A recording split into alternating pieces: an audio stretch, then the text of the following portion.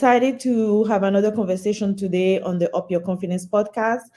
I'm excited about this conversation. It's really around women and in tech. And we always bring you conversation that empower, educate, and elevate women. So today our guest is Adelina Chalmers. I hope I say your name right. And can you introduce yourself a little bit, Adelina, quickly? What do you do? And uh, yeah, Yeah, go ahead. sure. Yeah, the L is silent, so it always trips people up. It's Chalmers. Well, from my name. Yeah, I've been working for over a decade with engineers and chief technology officers in companies as small as 10 people and as big as 100,000 people, helping them understand how to get tech, I suppose, to be part of the bigger business conversation rather than engineering being the part of the business that's always told what to do.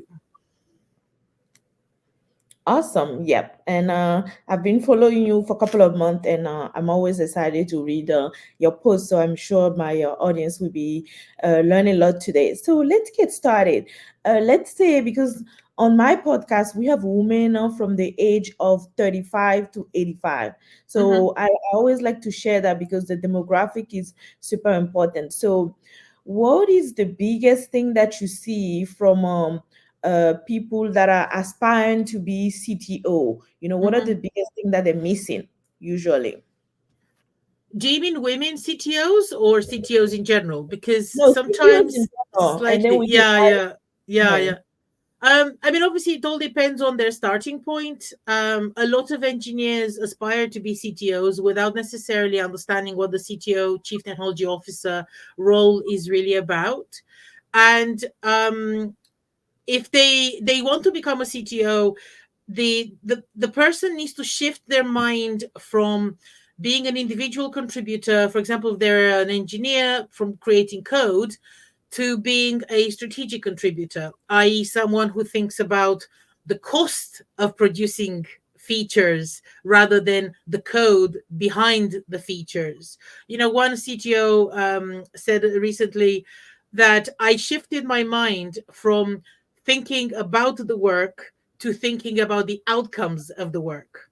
And that is the essence of it. So, if anyone wants to become a CTO, it will require a significant mind shift, and the way they will spend their time will be much more on non-technical things, surprisingly, as chief technology officer. Yes, and I love that answer. And I did ask originally more in global. So now I would like to ask, because we always talk about on this podcast how there's a huge gap on women in tech in general, Yeah. and few of us that have made it and have like year of experience, what is the thing that is refraining women to, get into the CTO role usually? Yeah, so I mean, women often obviously have a few added layers of difficulty and complexity. One of the things that I've noticed with the CTO, Chief Digital Officer women, CIO, Chief Information Officer women that I've worked with, has been that these women succeeded because they didn't fire themselves before anyone else had a chance to fire them. So one common thing that I've noticed, and these women actually themselves had this in common, was that they had the confidence to take every no as not now or not with me, but with someone else. So, in fact, actually, there was a lady. She's not a chief technology officer, but she does run her own business in tech. And she was saying that when she was an aspiring leader in technology, she was told by her boss in her job at the time that no, you have to wait another 10, 15 years, and she was like 28 at the time, and they were like, oh, you have to wait at least a decade, this is way into the future. And she wasn't happy with that answer, so she left that job and moved into a job into another company where when she said I want to go on the leadership track, they supported her with that and made a plan for her career rather than just saying, oh, no, you have to, you're too young for that, don't worry about it, don't worry your pretty little head about it. If you know what I mean, the subtext of that expression.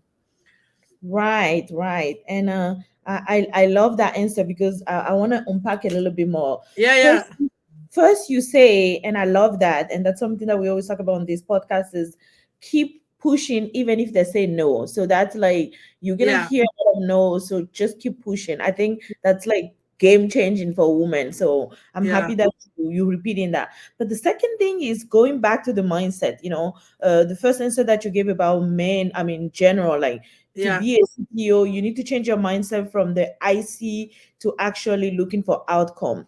Do yeah. you feel like for us women, because the few CTO women that I've met has Mm-hmm. actually, or a few women that I've met that are like in leadership position and very high leadership position, they're actually great at it because they come with the mindset that, I am not interested no longer in the code. I can do it, but I'm Yeah. here to do something else specifically.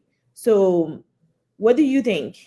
Have you encountered that, So, is the question that are women better as CTOs when they do get there? Was that the Yes, question? yes, yes, because they're ready to shift their mindset, no? Yeah, I have to be honest. I haven't noticed that other than if those women have empathy. So the natural advantage that women will have as leaders is the empathy, because a lot of women, because of the way they're raised, they have developed more empathetic skills than a lot of men. However, I have seen also, to be very honest, women who had the same lack of self-awareness and the same lack of empathy that a lot of the men that I've worked with have. So I can't say that categorically women are better than men. However, they can be, of course, especially if they develop those self-awareness and self-esteem and self kind of and empathy skills as well. And I actually want to mention a point here, because the self-awareness and self-esteem piece are really tied together. Yeah. Here's the problem: when you don't have both, so when you don't have awareness of yourself and how you're perceived by others, and you don't have the self-esteem together with that, you'll feel threatened by other people. You'll feel threatened by your engineer's confidence or by your engineer's tech jobs that might be better than you. And this is one of the mistakes that a lot of CTOs make, including female CTOs, in my experience, is that they worry, they become insecure about the confidence of people in their team or about the tech jobs, the technical expertise that's deeper than theirs in some areas of people in the team. And instead of nurturing that tech expertise and bringing it out for the business of the for the benefit of the business, they often try and shut this person down or try to hide or even claim the successes of this person. And that's not good for anybody. And that's why I'm saying that I think, as women in particular, I when I say self-awareness, I don't mean you should doubt yourself. I mean literally having the awareness of if what you're saying is landing with the audience you have, and also observing your own feelings to Mm. what people are saying. I can expand on that if you like. I don't want to talk for too long on my own. No, no, no, no. This is amazing because I'm taking note. I see empathy is you say empathy is important, self-awareness, and also self-awareness combined with self-esteem is important. So when the way you describe it totally makes sense to me because whatever you just say about being threatened with your engineer is similar, that happen with men or women. So I think the playing field is super level at this point in the Mm, conversation mm. because I was just curious to know that in your experience, have you encountered that women might be better, but it doesn't seem like there's a clear yes. So that's totally fine. That's a good thing to know also for women that listen to know that it's not that you are better. It's just that you need to be aware of yourself and you need to have confidence in your skill set and be better CTO period, male or female, right? And I mean, there is actually, so this is what I was saying earlier, that as a woman in tech and in the world in general, to be fair, Right. um, you're often, like someone was saying, you've heard of this glass ceiling. but also a lot of people don't talk about the glass cliff, which is, that sometimes women are promoted to CTO when there's no other choice. And Oh there's a yes. disastrous situation that everyone else walks away from.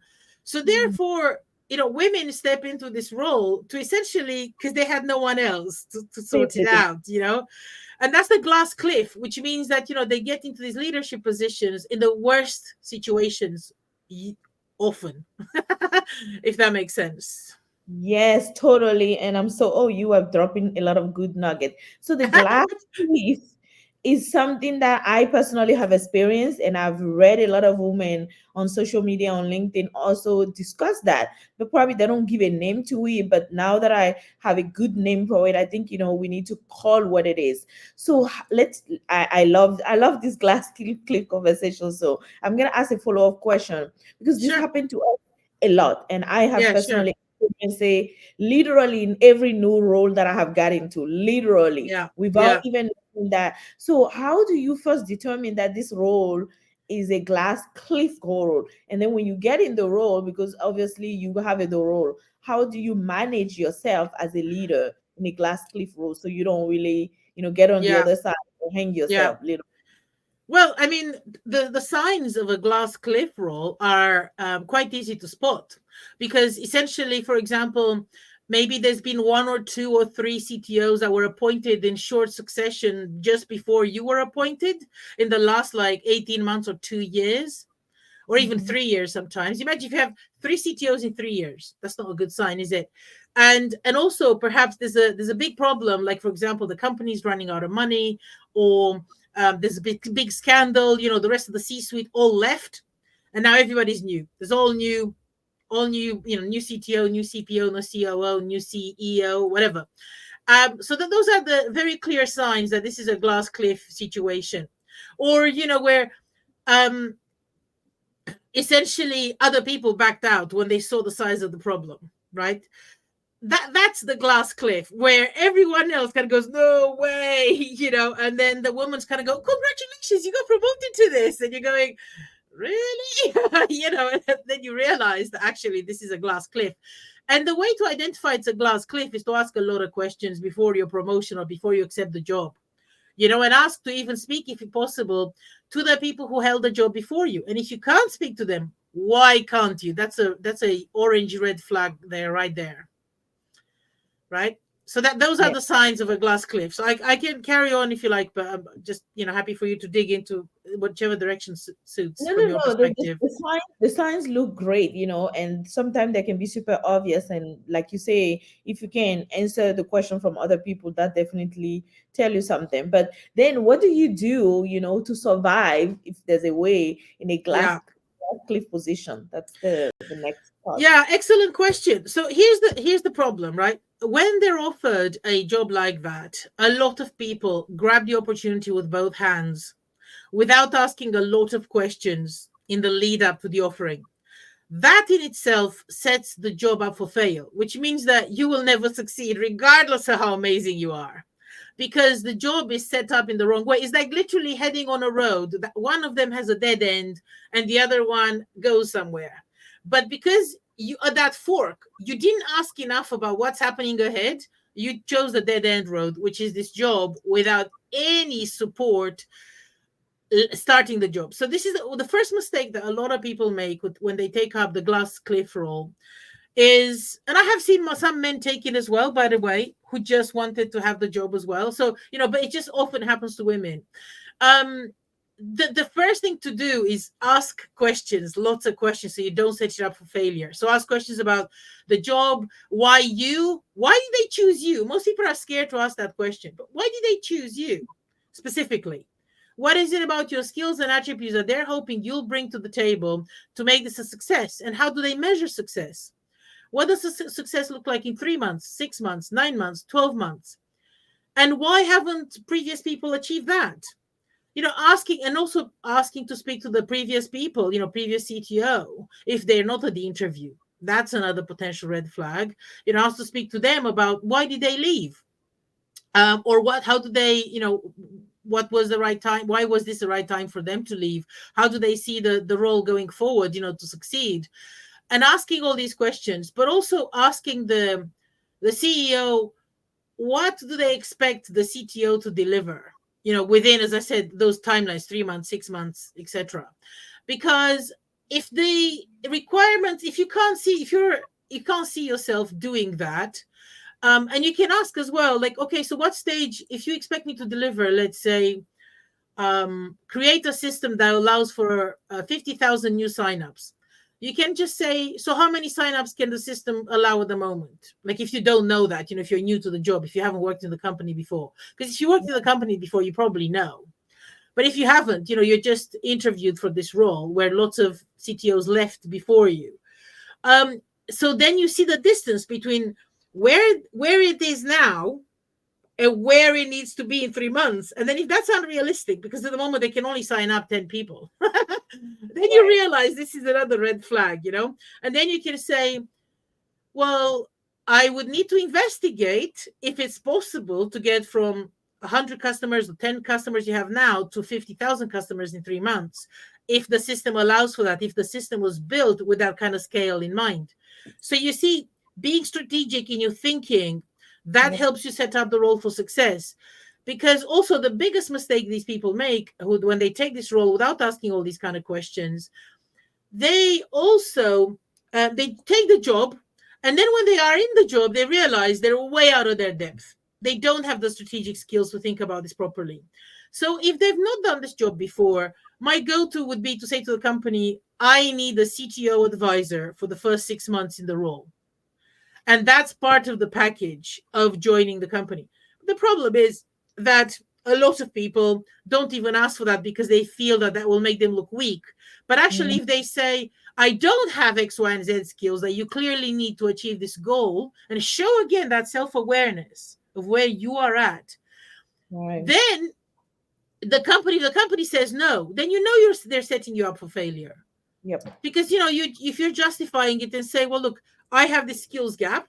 I know you say you're hiring me, you want me for these other skills, but I have this skills gap, and therefore to fill that skills gap and ensure that I don't make mistakes in the first 6 months in the role, i need I need to get someone to support me with it. And actually, I would say in the first 6 months in the role, but not actually from day one, you do 3 months without a coach to assess the situation, and then maybe do 6 months. That's, in my experience, that's the highest value you get from an advisor like me, because you know what the situation is. And sometimes if you start with an advisor from the beginning in the first 3 months, they can advise you where to go, so they can help you there as well. But sometimes you're so lost in the first 3 months, you have no idea what to even say to the advisor. You see what I mean? So Right. that's why it's good for you to get the lay of the land for a bit, at least a month or something, if not three. It depends on how slow the company moves, how big it is. Right. Oh, this Does that is make this. any sense? Do feel free to Yes. challenge me, No, no, no. and This ask. is this is great. You gave a lot of nugget, and it goes So back which to, nuggets then resonated with you then, Lisette? for me, what resonates with me is toward the end. First of all, the self-awareness. I feel like you brought the self-awareness in the conversation, which I was like, this is important. You need to be self-aware of, like, this is what I can do. And Yeah, then understanding, how deep is the trouble that you are in, right? And yeah, then when you determine how deep, because yes, when you go to an interview, one thing they tell you and one thing is the problem. So yes. quickly, and I mean, the other thing that resonate with me is ask a lot of questions. That's kind of like the way my mindset is always framed. So I love that you mentioned that, because I know that. So asking a lot of questions allow you the first couple of months, to determine how deep is this problem, how big is the pie that we need to solve. So once you realize how big is the pie, the last part that I love is finding somebody to help you, and Mm, weaving that, if you can, as part of your package. And that is something also that of the self-awareness and confidence, also to know that, I'm good at these XYZ skills, but these are the skills that I feel like you might need, because it's already show that you problem solve already quickly. You already determined that strategically. I feel like to get to where we going, because I've done this. I'm talking from experience. Like, I go to company to build a organization, engineering and key organization from the ground up. So usually I know the roadmap, but maybe because of the challenge you guys just display, I might need X, Y, and Z help. So I feel like you should use, somebody like you to help me along the way for the next X, Y, and Z month. And I think that's a beautiful, very confident way to come across and equip yourself. It doesn't mean that it's gonna be success, but at least we have a game plan than going blindly. Because I am telling you, Adelina, I have a lot of friends, a lot of people that I know in their career at this level, women specifically, because those are the people that I'm talking to, but men as well, because sometimes I do coach men that are like quitting. And I'll come back to that later. Quitting because of mental health issue, quitting because, they probably took a job that is like a cliffhanger Yeah. job, you know. Yeah. They're really diving themselves on the other side of the cliff and nobody's helping them. And Mm. I don't know if you want to give me a quick response on that, but I was thinking about asking that toward the end. But what is the cause of this? People just quitting uh, a tech job, big tech role, men or women actually. Yeah. I think, to be honest, to me, this comes back to the self awareness, self management, and boundaries, negotiating things, right? So, one of the key things that I've seen a lot of mistakes, one of the key mistakes that I've seen a lot of CTOs make is that they don't negotiate. If someone tells them, "Oh, I need you to do X by Z date," they go, "Oh, all right then," but they don't actually say, "Okay, let me come back to confirm that we can actually do that, considering the scope of this." And Right. negotiate that back. They just go, yes, yes, yes, yes, yes. And I used to do the same. Of course, this is why I burned out several times until I learned my lesson. And this is the problem, that you want to, if you, especially you're a people pleaser, if you don't know how to negotiate, if you always feel like you have a chip on your shoulder, and this is the Mm. thing that, if you always feel like insecure, again, back to self awareness. If you have self awareness and self esteem and self confidence, and those things you can only build by getting out of your comfort zone. But if you have those things, you will tell them very confidently with a straight face, "I'm good at this, I'm not good at this, but I can develop this." It's much more attractive to have someone as a leader, specifically, actually, who says that, because then as a CEO, I feel safe. Like, this guy or gal knows what they're about. Then I feel much more confident can get the job done than is someone who goes yes, yes, yes to everything and then burns out. And I think, um, again, self awareness. Looking back in the last 6 months or a year, like, what have you been doing to contribute to this? Because yes, people can always ask you to do things, but you can always also renegotiate and say no, especially if you're a leader. You can say no in lots of very nice ways, actually. But I shared a Tony Blair quote the other day, where he said, as a leader, what is you have to be very economical with your yeses. And actually, the hardest part of the job is to say no, but that's actually the best part of the job as well. So if these people you're talking about are in leadership positions, um, then they have to know how to negotiate and influence their peers or up whoever it is that they feel is putting this pressure on them. Because actually, no one can put pressure on you without your permission. True. It's very, I mean, obviously, now there's extreme situations. Okay, I'm not talking about wars and other situations, or I'm talking about tech here. So let's not take that out of context. Okay, because obviously Right. there's some atrocious things going on in the world. But I'm talking specifically in a tech career. You can, and then, at the end of the day, what you do, you throw the baby with the bathwater, right? You throw everything and go, "I'll quit, I'm done." Instead of actually, maybe this job was one where you could negotiate stuff. Or maybe you could have realized before you damaged your health and burned out that actually, I'm better, I deserve better than this. And so this is the thing, I deserve better than this. Again, back to self-awareness and self-confidence. If you realize what's happening to you, self-awareness, then you know to say to yourself, actually, no, I deserve better than this. So therefore you fight for better. But if you don't fight for better. You know what I mean? You just stay there and put up with it and put up with it and put up with it. Anyway, I can talk about this till the cows come home, but I'll stop there for now. No, this is good. So let me ask a question that I was thinking about, because you kind of allude to this when you talk about the negotiation. So Yeah. typically now let's get back into like the CTO daily life. Yes. So the challenge with the CTO is balancing engineering and business, And when I look at your social media, I see you talk about that a lot, and I'm always nodding because I feel like that's like the number one scene, or one of the biggest, scene or trouble that the CTO or tech leader get into, right? Yeah. So you have your whole. Let me just set the scene for folks that are not like C level or that are not used to engineering organization. Mm-hmm. Engineering organization, you have like the engineering leader managing a bunch of developer engineer, right, at the helm Mm-hmm. of it.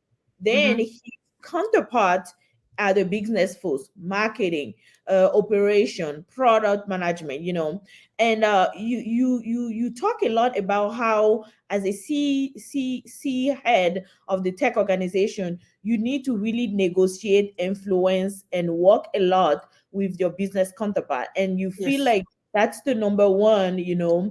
problem that arise for the CTO. Yes. Yeah. 100%. And this comes from the fact that quite a few CTOs think that technology is the most important part of producing technology. But Yes. actually, the most important part of producing technology is the context in which the technology sits.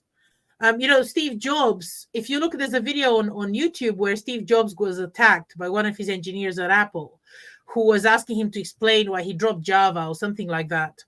And that if that person had been CTO, he wouldn't have had the job for longer than a day at Apple, because if the CTO thinks that technology is the most important thing, they're in the wrong job. They should be an engineer, not the CTO, Mm. because they need, as a CTO, you you need to repeat understand. Hmm? can you just repeat that again, because I feel like this should be tweetable, so please repeat it. If the CTO feel like he is, go ahead. If the CTO feels like technology is the most important part of creating technology, the technology is the most important of creating technology, they're in the wrong job. The most important part is actually the customer, and Yes. working back from the customer. And understanding the other departments is part of understanding that customer journey. A lot of CTOs don't know how to talk to customers, for example. They don't know how to sell. They don't know how to negotiate. They don't know how to influence. They just know how to produce very cool code or very cool tech. However, as beautiful as that code might be, or as wonderful as that technology might, cutting edge as that technology might be, if it doesn't serve a customer and doesn't serve them well, doesn't serve them in a sticky way, the business is going to go under. So the technology is pointless. It's how is this technology serving the customer? And as a CTO, you understand the sort of sticky technology you need to build by speaking to the other departments: customer success, customer acquisition, customer retention, sales. You need to understand operations. You need to understand how are these, what patterns are these departments seeing with customers, and that is going to inform your technology strategy. Shocking, isn't it, that customer success informs the technology strategy? But it does, because without it, you're going to produce the wrong strategy. Yes, yes, yes, yes. And I have lived these so many times, so many other follow-up question. Number one, and I think you talk about that a lot, because the lack of understanding of the context and the outcome of the technology from a CTO burns a lot of money, and you talk about it earlier, how you run out of cash. So what is in your expertise area, what is the reason why CTO are not clean to understand that part, that the lack of understanding the context will burn money? Therefore, your job is not just to burn money to create cool technology, but to actually make sure that those technology sells. What is missing? What is missing? I mean, I think it's missing this business acumen of CTOs. They don't understand this is a business. This is not an R&D or an academic project. This is not research and development. This is producing products for profit. This is very Yes. different than being in academia or in government, even, where you're not paid for results, you're paid for outputs, which is very different. If you're paid, if you get bonuses because this product sold, then you're going to be driven by the sales, aren't you? But if you Mm. get a bonus just because you delivered a feature at the end of the month, and you're in a cushy job where you get paid every month anyway, regardless of how well you produce stuff, then what's the driver? Where's the driver? Where's the motivator? I love that you mentioned that because I was at NASA 2 weeks ago, and they closed a couple of big important projects at NASA, that we aware of. And the reason the guy was explaining to us was they just use too much money. It was like even in the government they will close the project because when the money is over, Yeah, then that's it. So a lot yeah, of big projects that we know of has closed at NASA because lack of funding. They're just like, yeah. okay, we research this to our death. The outcome is there, but if you have more money you can continue doing research. So that is a good point that you made. But the other thing that I also know that you like to talk on a lot is the trust. So how do we build trust? Because I feel like engineer, in my experience, at least in my personal experience, I can be great at nurturing my engineering team because by heart I'm an engineer, right? So I know Mm, how the brain work. I know the analytic tips, so I know how to motivate them. I know how to influence them to even, give me the best, all mm. that. But the other part that I feel like is challenging for CTO or tech leaders is how to build trust with the other counterpart, as we mentioned. So how do we build trust with these people for somebody that doesn't have the huge business acumen? Of course you can learn it on the job, because as Mm. part of your role it's to understand how sales work, customer. But how do you build trust with your counterpart on the C-suite? Excellent question. So one of the myths I want to spell out, that actually a lot of engineers, said to me, well, like I'm not charismatic like you, so people don't trust me as easily. Charisma doesn't really have much to do with with it. You can trust someone who's actually very quiet and shy and withdrawn. However, they respond in a very empathetic way when you ask something. So trust is a skill. Trust building is a skill. It's not some magic stuff that happens because you have an innate ability to talk to people. I mean, talking to people obviously is part of trust, but the way you build trust, actually, shockingly, I think for a lot of people, is first of all by asking for help, by giving trust first. Because when you ask for help, you're essentially trusting the other person not to judge you for not knowing something or for being in a weak status position. So asking for help, so saying to the rest of the C-suite, actually, when we had that board meeting, I didn't understand what you meant by X, Y, and Z.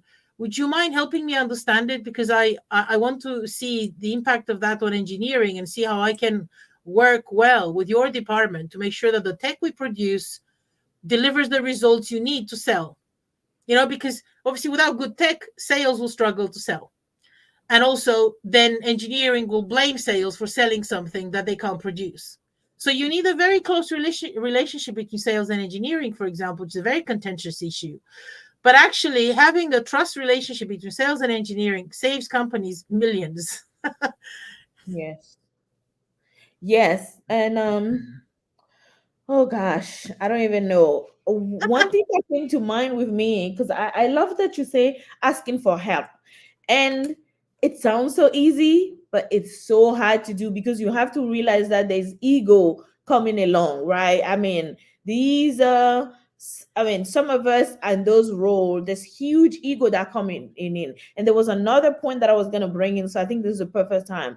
Vulnerability. You mentioned vulnerability earlier. How does Mm-hmm. engineer have a lack of empathy and lack of vulnerability embedded in them? I don't want to be broad stroke, but how do Mm, you foster vulnerability as a tech leader? Because engineers just feel like they know everything. They are the yeah. one running the tech. So and they always feel like business acumen it's some little really less important thing, right? That's usually the reason why they don't feel like they should ask for help. So how do you foster that? Well, how you foster vulnerability as the leader is actually quite easy by being, especially with your engineering team, by being vulnerable yourself first. Because as the leader, you set the culture and the tone in the engineering department. If you don't want people to hide problems from you that will backfire in your face a few months later anyway, you need to create an environment where they feel safe. And how do they feel safe? They feel safe to be vulnerable because you're vulnerable first. You say to them, folks, I don't know how to fix this. Or you can say, I have some ideas how to fix it, but I'm not convinced they're the best ones. I'd love your help how to fix it. Can you come up with some ideas? And also to say things like, I don't know, when the engineers ask you questions, rather than trying to pretend that you know the answer by attacking them back, which is what I've seen some tech leaders do. You know, one engineer who has perhaps deeper technical knowledge than them in some areas asks them a question. Instead of saying, that's a great question, I don't know how to answer that, let's discuss it as a team. Instead of saying that, they say, you shouldn't be asking me this question if you know your subject so well. That is the sign of a weak leader who feels threatened. Like I said at the beginning of this call, that's a sign of someone who actually, when someone says that to you, just remember this, by the way, because that's a surefire way for them to make you feel paranoid if you don't have the self-confidence and self-awareness to realize that this is actually the sign of a very weak leader, someone who's scared of you. Because if they weren't scared of you, they wouldn't ask that, they wouldn't say something like that. Amazing. And So, yeah. Adelina, you make it sound so easy. Well, here's the problem, right? So I'll give you a real situation that happened to me. Actually, I have two of them if you want, but one very recent that happened this week, actually. But one of them, I went to a CTO in a big company, and I said to him, "Look, I've worked with quite a lot of your engineers. I have 2,000 of them on a waiting list for a project that I'm doing, and I don't have the space to cope with 2,000 engineers. So I want to work out with you, kind of what we can make happen for these people, because there's a need there clearly, and this need indicates that you have this culture in your department, right?" He felt attacked when I said that, and he literally said to me, um, cutting across straight without any kind of heads up, he said, "I thought I heard you're rubbish at your job." And this CTO was known to me for attacking people like that. But I knew that he attacks them from insecurity. But when he said that to me in the moment, with no preparation, like this was not like literally one moment we're having a normal chat, and the next moment he's attacking me. Like there's no, literally in a fraction of a second, the tension in the room rose from 0 to 100, right? And immediately I remembered what I teach everyone else. And I said, "Oh, that sounds terrible. Please tell me more." And those are the three magic words. Every time someone attacks me, I go, "Please tell me more. Tell me more how I'm crap at at my job. I really want to hear about it because I want to improve." Now, Hmm. it wasn't the sarcastic, "Tell me more how I'm crap." It was a genuine, "Tell me more where I let you down because I want to improve." And when I said that, I swear he literally did this. He went back in his chair like this and went, "I'm sorry. I don't know why I said that. Let's move on. I don't have any evidence." And that was it. And I actually insisted, and I said, "No, no, can we not move on just yet? Please, please, please. If you do have something that you have seen in my role that I'm not good at, because I'm not perfect. I'm sure I make mistakes. I would genuinely want you to tell me because I No. genuinely want to improve. If you don't remember now, because it's in the moment, we all forget things in the moment, please email me later." And I insisted on that. He never did, but the bottom line is that it's easy to kind of go, "Oh, thank God, I jujitsu'd him or whatever." But actually, no, if there was something I genuinely wanted to know, because my self-value and self-worth is not dependent on a mistake I made. And this is what so many people get wrong. So many people are so worried about being perfect and nobody telling them they don't know how to do something, that they're constantly defensive and fighting when someone gives them feedback. But actually, especially when you always have to take feedback with a pinch of salt. If you said to me, well, you're clearly rubbish at talking or whatever, like they would say to me, I would have dug deeper into that. Can you tell me when? Can you tell me more about how was I rubbish at talking? Like how did that impact other people? Why was this letting you down? How was it letting you down? Dig deep into the negative feedback, because you always find gold there. And I'm so saddened every time you see someone getting negative feedback or improvement feedback, whatever you want to call it, them running away from it or becoming defensive, or the usual, yeah, but so and so did worse. It doesn't matter. We're talking about me, not about so and so. The bottom line is results speak for themselves. And that's a key message I'd love anyone listening to this episode to get. Please, please, please, when someone gives you negative feedback, look for the gold in it, because it looks like shite on the out surface, but actually there's gold underneath.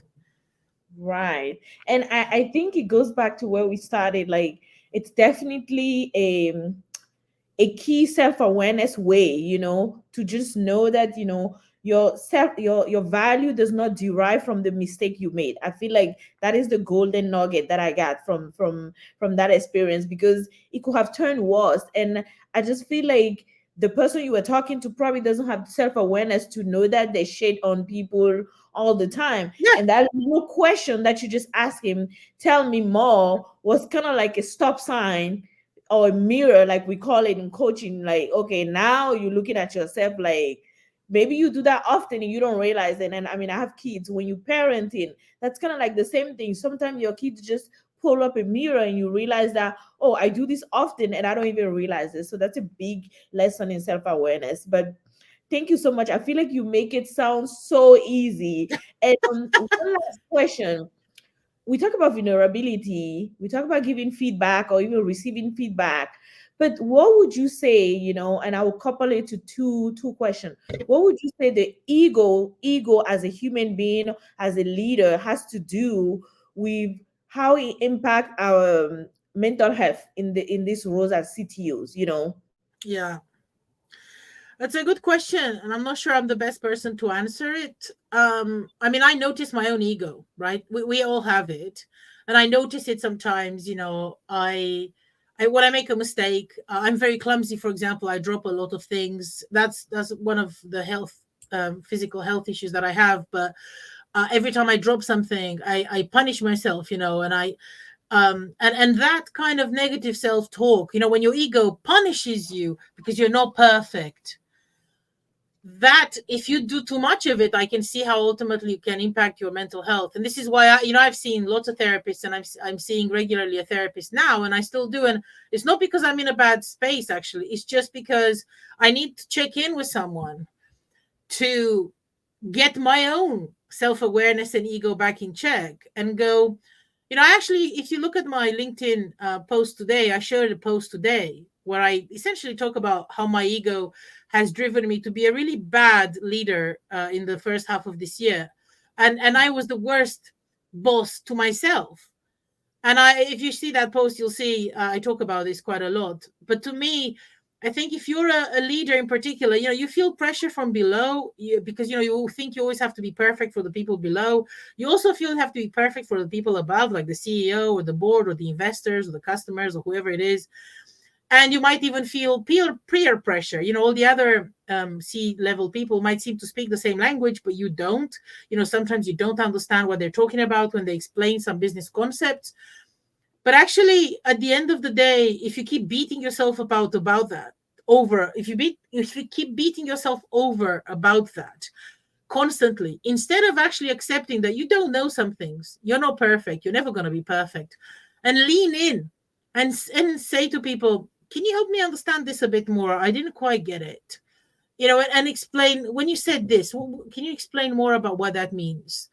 And actually leaning in to those challenges rather than pretending you know everything and then scrambling in the background trying to make it happen. I much appreciate, as I said, back to that point earlier, when someone says, I'm good at this, but I'm not good at this. Then you know where you stand. Then you know that this person, they know where they're at. And you can't figure out what you're good at and what you're not good at unless you ask people for honest feedback and they are not scared to give you that honest feedback. Awesome, awesome. And this leads to one of the questions that we love to ask on this podcast is what do you do to up your own confidence every day? Every day. Oh gosh, I wish I did it every day. I mean, I think one of the things that I do to up my own confidence, as I said, I think is to have a therapist that I check in with, but I don't do that every day. I do that once a month because it's I think it's important to speak to someone 100% vulnerable, like literally your worst nightmares, your worst fears. Because when you face your fears, you realize that actually there's nothing to worry about. So for me, and the other thing is that I do push myself, not all the time, because if I push myself all the time, it's exhausting. So I think what I do, the only way to increase your confidence is to try things that you haven't tried before. And even if you fail them, then just try them again, try them again. You can't improve your confidence by analyzing things and by listening to things. You improve your confidence, listen to things to be inspired to take action to build your confidence. But you build your confidence by doing stuff. And doing stuff is uncomfortable. This is why most people don't do it. Awesome.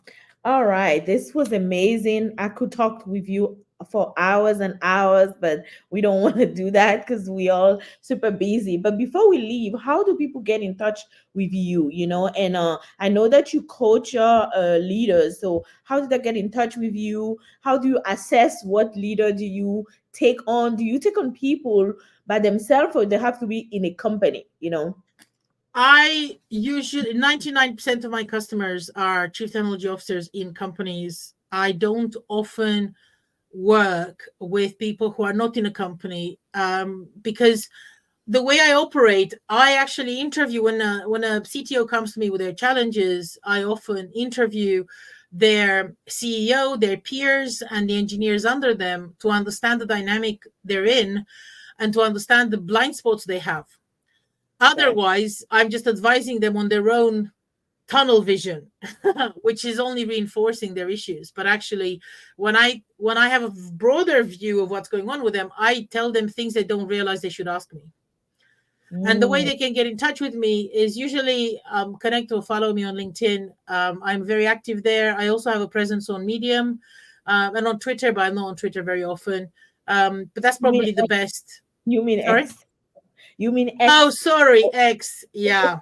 Um, all I'm not right. X on it either, so that's why that was a joke. Yeah, I got. I just vanished since the. Yeah. All right. Oh, that's really interesting that you take on people in a company so that so you does that mean like you need a buy-in from the from the CEO and everybody else so that this is Yeah. like legit buy-in. It's not the person just trying to get coaching from an expert on the side. Yeah. I mean, to be honest, it's just it's no. I'm actually so I have to turn down a lot of people because my fees are extortionate to someone who's just a single person, who's out of a job, especially, or they're not, they're kind of hiding these fees from their employer. It's too much. So a company gets huge return on investment from improved performance from a CTO, but Right. for the same money, an individual, it's not, it's unless they're all, they're like in the higher six figures jobs, they're, it's not going to be value for money for them. This is why I'm actually creating some online courses so that people can access me very cheaply, and access my knowledge that way, because I can't do it. I can't cope with the amount of people who request my time. That's a good problem to have, Adelina. That's a great problem to have. Awesome. Thank you so much. This was amazing. I'm going to put all your info. I have been following you for a month and it has been super valuable. So I hope we get to work in the future together. Thank you Thank you, so much. Lisette. Thanks Yeah. for having me. Bye.